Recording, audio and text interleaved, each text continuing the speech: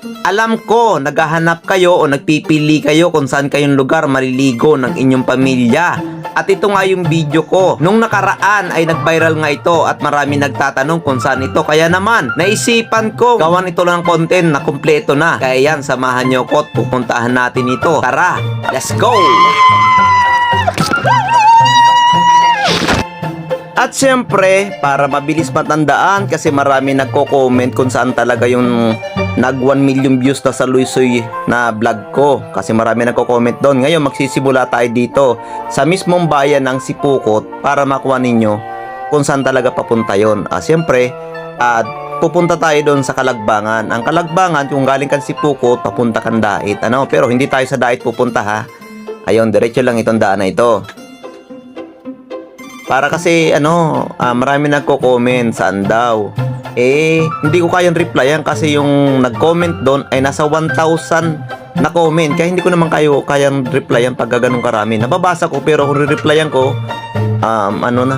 mahirap na, kaya gawa tayo ng content ulit.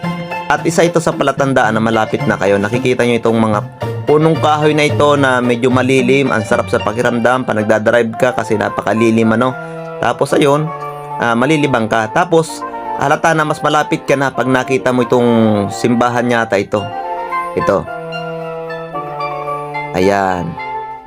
Ayan. Ibig sabihin malapit na malapit ka na. At siyempre samahan nyo na rin ng tanong-tanong. Tapos yan, pag nakita nyo yung simbahan ng iglesia, sa unahan yan, sa bababa niyan, magtanong na kayo dito. Nagtanong kami dito at tinuro kami dyan papasok. Ayun, kung galing ka ng iglesia, pagpababa na ng konti, tapos may pangalawang kanto, ayun na. Tapos dito, yung papasok na ito. Para pag pupunta kayo dito, hindi na kayo mahirapan. At siyempre, huwag niyong kalimutan magtatanong. Basta kasama nyo si magtanong, makukuha ninyo yan. Ayun. Kasi napakaganda talaga kasi dito. Ang tubig dito ay swimming pool, pero ang tubig niya ay bukal. Iyon ang kagandahan ng swimming pool nito. Swimming pool na ito. Ayun, nangutal na lang ako. At siyempre, huwag niyong i-escape katulad nito. May mga kanto na papasukan. Baka hindi nyo pag kayo na ganun tawag ba doon yung pass forward. Ayun. Baka hindi nyo makuha. Kaya yan, anoodin ninyo.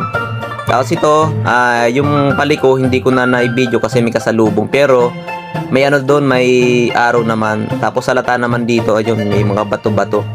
Pero may sign naman yung araw. Tapos dito, ang 4 wheels ay